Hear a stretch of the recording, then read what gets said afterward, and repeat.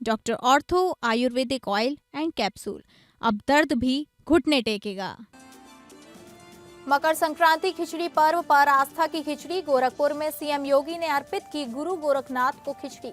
CM योगी ने नागरिकों के सुखमय जीवन की मंगल कामना की।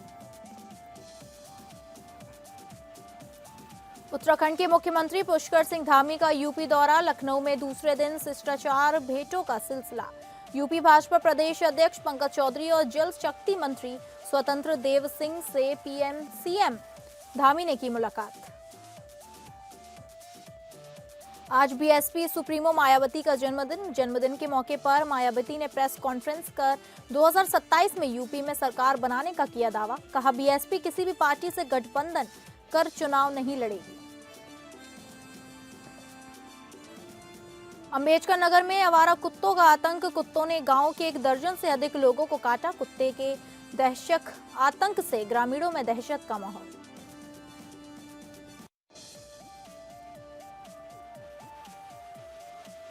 नमस्कार, स्वागत है आपका। मैं हूं अलका जायसवाल। शुरुआत करते हैं यूपी बुलेटिन की। मकर संक्रांति के पावन पर्व पर गोरक्ष पीठाधीश्वर एवं मुख्यमंत्री योगी आदित्यनाथ ने गुरुवार को ब्रह्म मुहूर्त में 4 बजे गोरखनाथ मंदिर में नाथ पंथ की विशिष्ट परंपरा के अनुसार महायोगी गुरु गोरखनाथ को विधि विधान से आस्था की पवित्र खिचड़ी चढ़ाई। इस अवसर पर उन्होंने शिव अवतार महायोगी से लोक मंगल तथा सभी नागरिकों के सुख में समृद्ध में जीवन की प्रार्थना की। महायोगी गुरु गोरखनाथ को खिचड़ी चढ़ाने के बाद मुख्यमंत्री योगी आदित्यनाथ ने सभी नागरिकों, संतों और श्रद्धालुओं को मकर संक्रांति की हार्दिक बधाई और शुभकामनाएं दी। इस अवसर पर मीडिया कर्मियों से बातचीत में मुख्यमंत्री ने कहा कि बुधवार से ही पूरे प्रदेश में लाखों की संख्या में श्रद्धालु पवित्र धर्म स्थलों पर जाकर आस्था को नमन कर रहे हैं। गोरखपुर में बुधवार को लाखों श्रद्धालुओं ने महायोगी भगवान गुरु गोरखनाथ जी को आस्था की पवित्र खिचड़ी चढ़ाई। लाखों श्रद्धालुओं ने प्रयागराज के संगम में आस्था की पवित्र डुबकी भी लगाई। मुख्यमंत्री ने कहा कि ये सिलसिला लगातार आज गुरुवार को भी जारी है। सीएम योगी ने कहा कि आज गुरुवार को गोरखपुर में भगवान गोरखनाथ जी के प्रति अपनी आस्था व्यक्त करने के लिए लाखों की संख्या में श्रद्धालु जन पंक्ति में लगाकर श्रद्धापूर्वक खिचड़ी चढ़ा रहे हैं। ये मेरा सौभाग्य है कि मुझे भी प्रातः 4 बजे गोरखनाथ मंदिर की विशिष्ट पूजा संपन्न होने के उपरांत भगवान गोरखनाथ जी को आस्था की पवित्र खिचड़ी चढ़ाने का अवसर प्राप्त हुआ है। गोरखनाथ मंदिर में लाखों की संख्या में श्रद्धालु जन आए हुए हैं।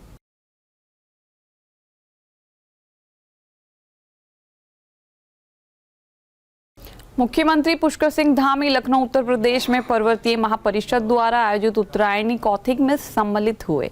मुख्यमंत्री पुष्कर सिंह धामी ने पर्वतीय महापरिषद लखनऊ द्वारा आयोजित उत्तरायणी कौथिग के शुभारंभ अवसर पर उपस्थित जन समूह को संबोधित करते हुए उत्तरायणी मकर संक्रांति एवं घुघुतिया पर्व की हार्दिक शुभकामनाएं दी।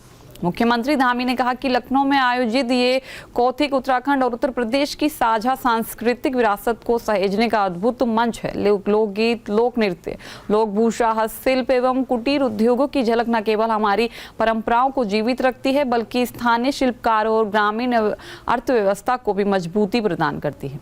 उन्होंने इसे प्रधानमंत्री नरेंद्र मोदी के वोकल फॉर लोकल संकल्प को धरातल पर उतारने का सशक्त उदाहरण बताया। वहीं लखनऊ दौरे के दौरान शिष्टाचार भेंटों का सिलसिला भी जारी रहा। लखनऊ में दूसरे दिन उत्तराखंड के मुख्यमंत्री पुष्कर सिंह धामी ने कई अहम मुलाकातें की। यूपी भाजपा प्रदेश अध्यक्ष पंकज चौधरी से सीएम धामी ने मुलाकात की। इसके बाद यूपी के जल शक्ति मंत्री स्वतंत्र देव सिंह, अपर मुख्य सचिव गृह संजय प्रसाद और मुख्यमंत्री योगी के प्रधान सलाहकार अवनीश कुमार अवस्थी ने भी मुलाकात की।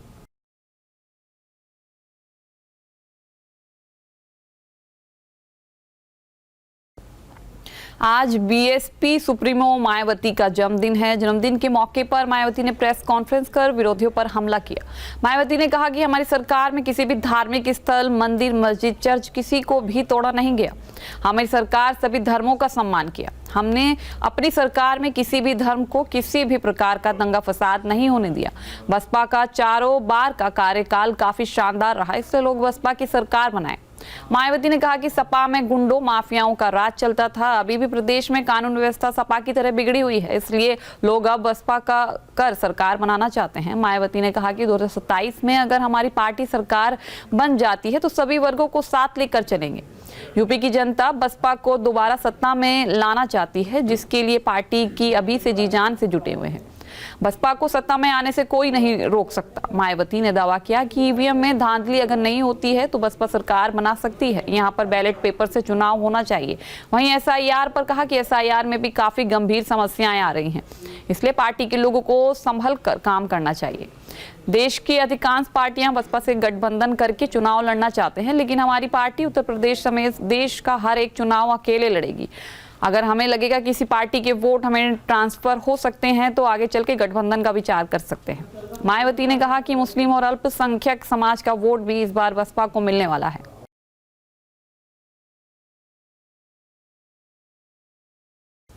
आम आदमी पार्टी के यूपी प्रभारी और राज्यसभा सांसद संजय सिंह ने एक प्रेस कॉन्फ्रेंस कर उत्तर प्रदेश में मतदाता सूची के गहन पुनरीक्षण को लेकर गंभीर आरोप लगाए हैं। संजय सिंह ने कहा कि एसआईआर यानी विशेष पुनरीक्षण के नाम पर बड़े पैमाने पर धांधली की गई है, जिसमें मोदी सरकार, योगी सरकार और निर्वाचन आयोग से जुड़े अधिकारियों की मिलीभगत का आरोप उन्होंने लगाया। संजय सिंह ने दावा किया कि चुनाव आयोग ने दिसंबर 2025 में उत्तर प्रदेश में करीब 17 करोड़ मतदाता होने की जानकारी दी थी, लेकिन बाद में शहरी और ग्रामीण क्षेत्रों को मिलाकर केवल 12 करोड़ 55 लाख मतदाता बताए गए। उनका आरोप है कि इस प्रक्रिया में 4.5 करोड़ से अधिक मतदाताओं के नाम सूची से गायब कर दिए गए। उन्होंने कहा कि हर बूथ पर 200 वोट बढ़ाने की योजना बनाई जा रही है और दूसरे राज्यों से नाम जोड़ने की तैयारी है, जबकि पक्षी दलों के समर्थक मतदाताओं के नाम जानबूझकर नहीं जोड़े जा रहे हैं। संजय सिंह ने भाजपा विधायक नीरज बोरा के बयान का हवाला देते हुए कहा कि इससे पूरी साजिश उजागर होती है। उन्होंने मुख्य निर्वाचन अधिकारी को पत्र लिखकर 2 करोड़ 17 लाख फॉर्म 10 और 2 करोड़ 10 लाख शिफ्टेड मतदाताओं की विस्तृत जानकारी मांगे जाने की बात कही। साथ ही उन्होंने पूरे मामले की सुप्रीम कोर्ट से जांच कराने की मांग करते हुए इस देश का सबसे बड़ा चुनावी घोटाला करार दिया है।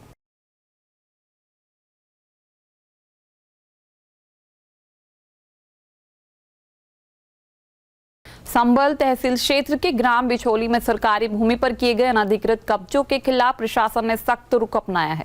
तहसीलदार संभल धीरेन्द्र प्रताप सिंह के नेतृत्व में राजस्व विभाग की एक टीम गठित कर गांव में स्थित विभिन्न सरकारी भूमियों का सीमांकन कराया जा रहा है। सीमांकन की कार्रवाई के बाद अवैध कब्जा हटना शुरू हो गया। इस दौरान मौके पर राजस्व कर्मियों के साथ प्रशासनिक टीम मौजूद रही। तहसीलदार धीरेन्द्र प्रताप सिंह ने स्पष्ट किया कि कुल लगभग 20 बीघा सरकारी भूमि को कब्जा मुक्त किया जा रहा है। चिन्हित अवैध निर्माणों और कब्जों को हटाने के लिए बुलडोजर कार्रवाई की गई है। प्रशासन की इस कार्रवाई से गांव में हड़कंप मचा हुआ है। वहीं तहसीलदार ने चेतावनी दी है, सरकारी भूमि पर किसी भी प्रकार का अतिक्रमण बर्दाश्त नहीं किया जाएगा और आगे भी इस तरह की कार्रवाई जारी रहेगी।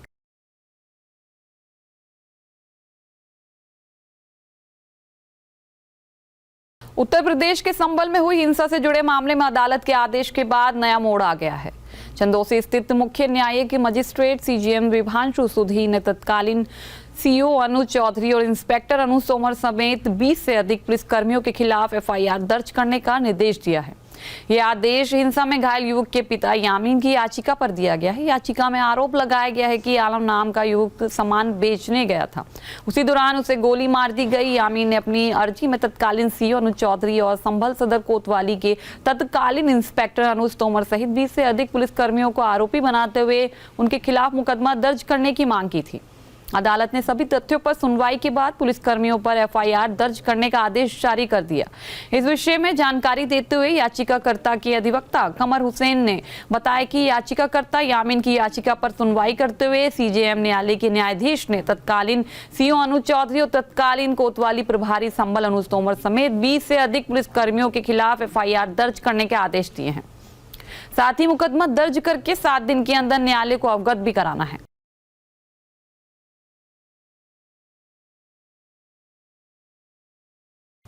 पाली थाना क्षेत्र के बेजूपुर गांव में महिलाओं के साथ अश्लीलता का एक शर्मनाक मामला सामने आया है।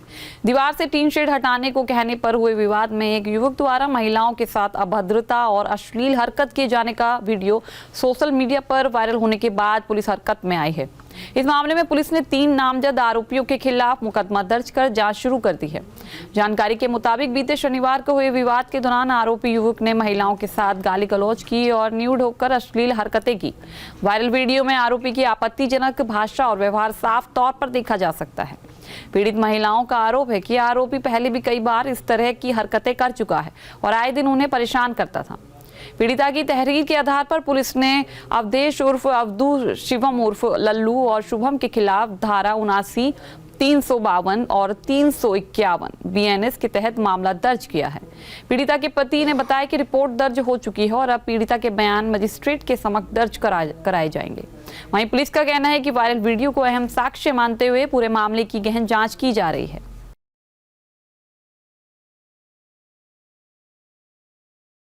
चित्रकूट में खनिज इंस्पेक्टर मिंटू सिंह पर ट्रक ड्राइवर के साथ मारपीट करने का आरोप लगाया गया है। पीड़ित ट्रक ड्राइवर ने बताया कि वे मकर संक्रांति के त्योहार पर घर जा रहा था, तभी बरगढ़ के पास ब्लैक कांच वाली बुलेरो ने उसे रोक लिया और उसे ट्रक से खींचकर नीचे उतार दिया। उसके मोबाइल और पैसे छीन लिए गए और स्कॉर्पियो में बिठाकर जंगल की ओर ले गए, जहां उसकी पिटाई की गई। आरोप स्कॉर्पियो में खनिज इंस्पेक्टर मंटू सिंह सहित 4 लोग थे, जिन्होंने उसे गालियां दी और कहा कि चुपचाप बैठे रहो। जब उसने विरोध किया तो उसे गाड़ी से नीचे उतारकर बेल्ट और हरे बांस से पीटा गया। वे चिल्लाता रहा, लेकिन उसे बचाने वाला कोई नहीं था। स्थानीय लोगों ने बताया कि मिंटू सिंह अक्सर ट्रक चालकों के साथ दुर्व्यवहार करते हैं और उनसे पैसे मांगते हैं। अगर पैसे नहीं दिए जाते हैं तो उन्हें पीटा जाता है। लोगों का आरोप है कि मिंटू सिंह जिले में लगभग 4 वर्षों से है और शासन प्रशासन की मेहरबानी से उनका तबादला नहीं हुआ है। वे अवैध खनन में भी शामिल हैं और लाखों रुपए कमाते हैं।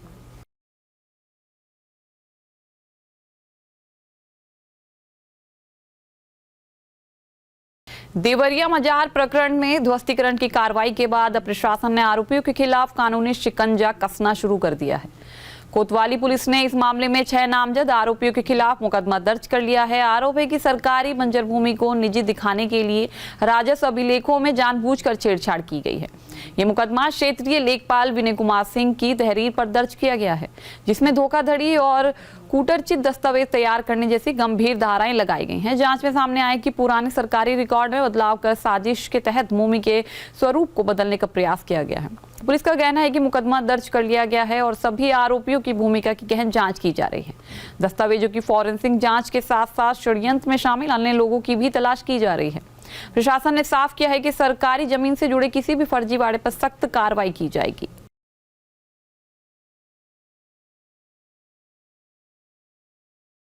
मुरादाबाद जनपद के ठाकुर द्वारा क्षेत्र से दहेज उत्पीड़न और घरेलू हिंसा का गंभीर मामला सामने आया है। पीड़िता सोनी ने ससुराल पक्ष पर अतिरिक्त दहेज की मांग, मारपीट, मानसिक और शारीरिक प्रताड़ना के साथ जान से मारने की धमकी देने के आरोप लगाए हैं। पीड़िता के अनुसार उसका निकाह 21 अप्रैल 2024 को फिरोज अहमद के साथ हुआ था।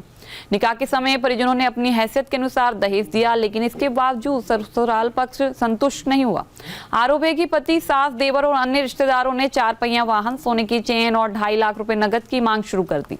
गोने की रस्म के दौरान मायके आने पर भी दहेज की मांग दोहराई गई और विरोध करने पर गाली गलौज और मारपीट की गई। पीड़िता ने आरोप लगाया कि देवर ने उसके कमरे में घुसकर अश्लील हरकतें की और दहेज न देने पर जान से मारने की धमकी दी। पीड़िता का कहना है कि गांव के लोगों और पुलिस के हस्तक्षेप के बाद समझौता कर उसे ससुराल भेजा गया, लेकिन वहां पहुंचते ही उत्पीड़न और बढ़ गया। गर्भवती होने के बावजूद उसे शारीरिक व मानसिक रूप से प्रताड़ित किया गया। आरोप है कि शिकायत करने पर पेट्रोल डालकर जलाने का प्रयास किया गया, तभी शोर सुनकर ग्रामीण मौके पर पहुंचे और पीड़िता की जान बची। इसके बाद ससुराल पक्ष ने उससे केवल पहने हुए कपड़ों में घर से निकाल दिया। पीड़िता के पिता उसे मायके ले आए, जहां रहते हुए उसने एक पुत्र को जन्म दिया। वर्तमान में पीड़िता और उसका 1 वर्षीय बेटा वृद्ध माता पिता पर आश्रित है। पीड़िता ने पुलिस से मामले की रिपोर्ट दर्ज कर आरोपियों के खिलाफ सख्त कानूनी कार्रवाई की मांग की है। मामला दर्ज कराने के लिए पीड़िता थाने पहुंची है, जहां पुलिस मामले की जांच की बात कह रही है। पीलीभीत जिले के बरखेड़ा थाना क्षेत्र के ग्राम पतरसिया में एक सर्राफा व्यापारी की संदिग्ध परिस्थितियों में मौत से इलाके में सनसनी फैल गई है। सर्राफा व्यापारी ने कथित तौर पर फांसी लगाकर आत्महत्या कर ली, जिससे परिवार में कोहराम मच गया। घटना की जानकारी मिलते ही परिजन मौके पर पहुंचे और रो रो कर उनका बुरा हाल है। सूचना पर पुलिस भी तत्काल घटनास्थल पर पहुंची और मामले की जांच शुरू कर दी। पुलिस ने मौके से साक्ष्य जुटाने के बाद शव को कब्जे में लेकर पोस्टमार्टम के लिए भेज दिया है। प्रारंभिक जांच में आत्महत्या की आशंका जताई जा रही है। हालांकि पुलिस सभी पहलुओं को ध्यान में रखकर जांच कर रही है। पुलिस अधिकारियों का कहना है कि पोस्टमार्टम रिपोर्ट आने के बाद ही मौत के वास्तविक कारणों का खुलासा हो सकेगा। फिलहाल सर्राफा व्यापारी ने ये कदम क्यों उठाया, इसकी वजह स्पष्ट नहीं हो पाई है। पुलिस परिजनों से पूछताछ कर आगे की कार्रवाई में जुटी हुई है। अंबेडकर नगर में आवारा कुत्तों के आतंक से ग्रामीणों में दहशत का माहौल बना हुआ है। गांव में खुलेआम घूम रहे आवारा कुत्तों ने एक ही गांव के 1 दर्जन से अधिक लोगों को काटकर घायल कर दिया है। मामला अंबेडकर नगर के जलालपुर कोतवाली क्षेत्र अंतर्गत मंगूरा डीला गांव में कुत्तों के हमले में कई लोग घायल हो गए। घायल लोगों को इलाज के लिए नजदीकी अस्पताल CSC नागपुर में भर्ती कराया गया है, जहां उनका उपचार चल रहा है। बताया जा रहा है कि कुत्तों के हमले से बच्चों, महिलाओं और बुजुर्गों में खास तौर पर भय व्याप्त है, जिससे लोग घरों से बाहर निकलने में भी कतरा रहे हैं। ग्रामीणों का आरोप है कि गांव में एक पागल आवारा कुत्ते ने हमला कर कई लोगों को काट लिया। बताया गया कि ग्रामीणों ने पागल कुत्तों को पीट कर मार डाला है। आवारा कुत्तों को पकड़ने या हटाने की प्रशासन के पास कोई ठोस व्यवस्था नहीं है। ग्रामीणों में आक्रोश है और वे प्रशासन से जल्द आवारा कुत्तों को पकड़वाने की मांग कर रहे हैं, ताकि किसी बड़े हादसे से बचा जा सके। वहीं जिलाधिकारी ने बताया, जलालपुर के मंगूराडीला गांव में कुछ बच्चों को कुत्ते के काटने का मामला जानकारी में आया है। बच्चों को जलालपुर CSC में भर्ती कराया गया है। कुत्ते को पकड़ने के लिए नगर पालिका और ग्राम पंचायत को कहा गया है। प्रयागराज के संगम तट पर लगे हुए माघ मेला कई नए कीर्तिमान रच रहा है। इनमें से एक प्रमुख कीर्तिमान आश्रय स्थलों को लेकर है। इस बार माघ मेले में सबसे बड़े आश्रय स्थल की स्थापना हुई है, जहां एक टेंट के नीचे 500 से अधिक श्रद्धालु एक साथ रह सकते हैं। कुल मिलाकर 6 ऐसे आश्रय स्थल बनाए गए हैं, जहां प्रत्येक में 500 से ज्यादा लोग ठहर सकते हैं। महाकुंभ के बाद माघ मेला को मिनी कुंभ का दर्जा मिला है, इसलिए इंतजाम भी कुंभ स्तर के हैं। मुख्य चिंता श्रद्धालु के ठहरने की रहती है, लेकिन इस बार प्रशासन ने करीब 500 बेड का प्रबंध किया है। हर बेड पर रजाई, गद्दा, कंबल और तकिया उपलब्ध है। खास बात यह है कि इन जन आश्रय स्थलों में स्वच्छता का पूरा ध्यान रखा गया है। सुबह शाम दवाइयों का छिड़काव होता है। ये आश्रय स्थल मेला क्षेत्र के सेक्टर 1 और सेक्टर 2 में 2-2, झूसी की ओर 2 तथा नैनी की ओर 2 बनाए गए हैं। प्रत्येक बेड पर गद्दा, चादर, कंबल और तकिया है। किराया मात्र 20 रुपए प्रति 24 घंटे रखा गया है। देखरेख करने वाले शैलेंद्र त्रिपाठी ने बताया कि इन्हें हमेशा साफ सुथरा रखा जाता है, साथ ही शौचालय की भी उचित व्यवस्था है। श्रद्धालु पहले से ही इनका उपयोग कर रहे हैं। प्रदेश के कोने कोने से आए श्रद्धालु इन इंतजामों से काफी संतुष्ट है। उन्होंने माघ मेला प्रशासन और प्रदेश की मुखिया की सराहना की। एक श्रद्धालु ने कहा, हम पूरे परिवार के साथ इस आश्रय स्थल का उपयोग कर रहे हैं। ये हमारे बजट में है और स्वच्छता व इंतजाम बेहतरीन है।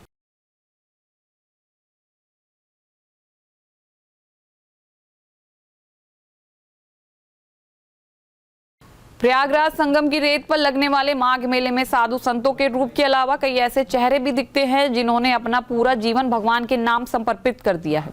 इन्हीं में से एक है 65 वर्षीय स्वामी अमोहानंद महाराज। वे स्कूटी पर मेला क्षेत्र में घूमते नजर आते हैं। उनके सिर पर केसरिया रंग का हेलमेट है, जिसमें भगवान हनुमान जी, राम मंदिर और अनेक झंडियों की तस्वीरें लगी हुई हैं। हनुमान जी से उनका विशेष लगाव है। स्वामी जी बताते हैं, मैं विवेकानंद आश्रम का सन्यासी हूँ। आश्रम आने से पहले भी बचपन से हनुमान जी का भक्त था, इसलिए मुझे केसरिया हेलमेट चाहिए था। पहले ब्राउन कलर का हेलमेट था, लेकिन नया केसरिया हेलमेट देखा तो खुशी हुई।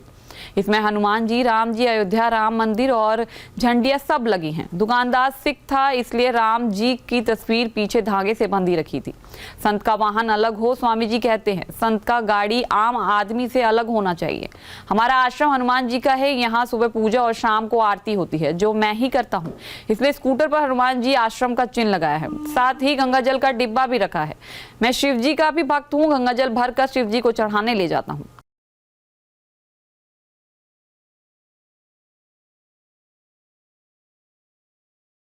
फिलहाल इस बुलेटिन में इतना ही।